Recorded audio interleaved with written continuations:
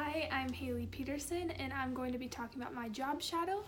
I went to the KXLE 95.3 FM radio station, and I had such an incredible experience.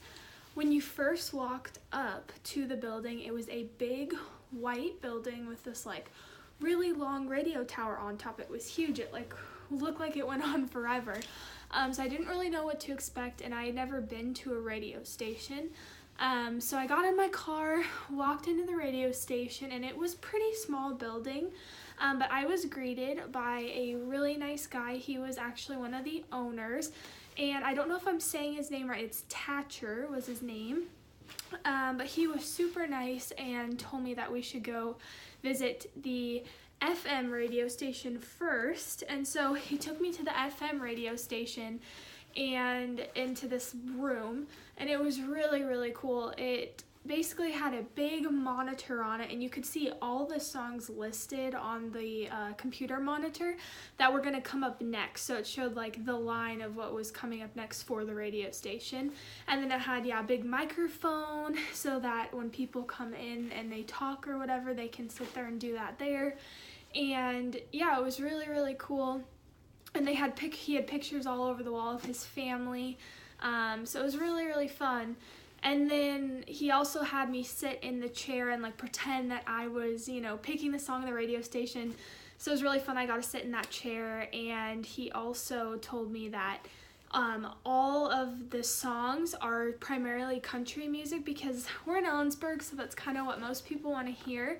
And he said the guy that comes in the morning, can't remember his name, but he does the old country music, and then the younger guy comes in later in the day, so in the mid-afternoon, and does more of the pop country music, which I thought was really cool. So they do all kinds of different country music depending on who is doing it at that time.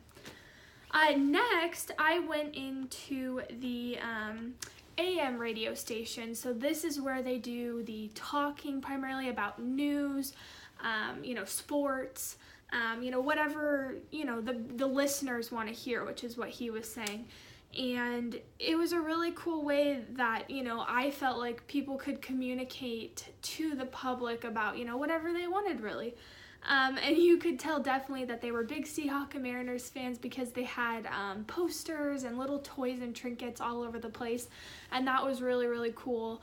And that was really cool. And also, it was a really cool room too because it had really big microphones. They had two, and so two people could sit there and talk on air, or just one, or however you wanted, and they did have that big monitor on the screen. So that was really cool. And then the next place he took me was the advertising room. So this was actually just around the corner from that room that I had just went in, and this advertising room was, pretty similar to the others, had a microphone and a computer monitor. But he said, it's for anyone can come in and do an advertisement, sit down, make your advertisement, but it needs to be creative and innovative because he specifically said, I don't want, an advertisement to be thrown in people's face because that's not what people like.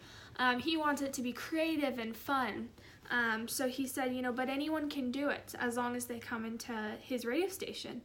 And he told me that, people will sit in that chair and just record on the microphone and do their advertisement, which I thought was really cool. And then he talked about these big black, kind of transmitters, I think is what they were called, and that is what sends the signal from, the advertisement, sends it up to the radio tower, and then goes out for live radio. So that was really cool. And then the last place that he took me was the big radio tower that I was talking about earlier, that when you first drive up, that's the first thing you see, that was on top of the building. And that was really cool. I mean, when you looked up from under it, it looked massive. So he took me outside, so behind the building where that big structure is. And it was so cool. And he said all the music that comes out of the station and all the talk shows and the sports or whatever's going to be on air goes through those transmitters, the black ones that I was talking to you about earlier in the advertisement room, goes up to that to the radio station tower, then actually goes to, I can't remember, Lookout Mountain. He said Lookout Mountain, so it's a ways away. Goes to Lookout Mountain, and then that signal goes out to the public, so to everyone. So that's how that, works, which can be very confusing, he said, for people, but he explained it really well to me so that I could understand. And then he also told me about, at this point, how his father actually opened this radio station in 1980. And then he actually had it passed down to him, I think he said in his early 20s. And then his young son and older son actually have both worked at the radio station as well. So it really is a family business, and it's something that's really important to him. And he also seemed, really proud that it's actually one of the only independent radio stations that are left in the U.S. So that was a really cool thing. And overall, my experience at the radio station was so fun, and I wouldn't trade it for anything. I learned a lot. I love music, and I love listening to the radio when I'm in the car, driving. And I never really knew how that process worked, or, what it looked like, or, what kind of, speakers did they use, or, what songs did they play. So it was really fun to learn that, and especially in Ellensburg, to learn a little bit more about Ellensburg and what others like to listen to. So overall, the experience was really great. Thank you.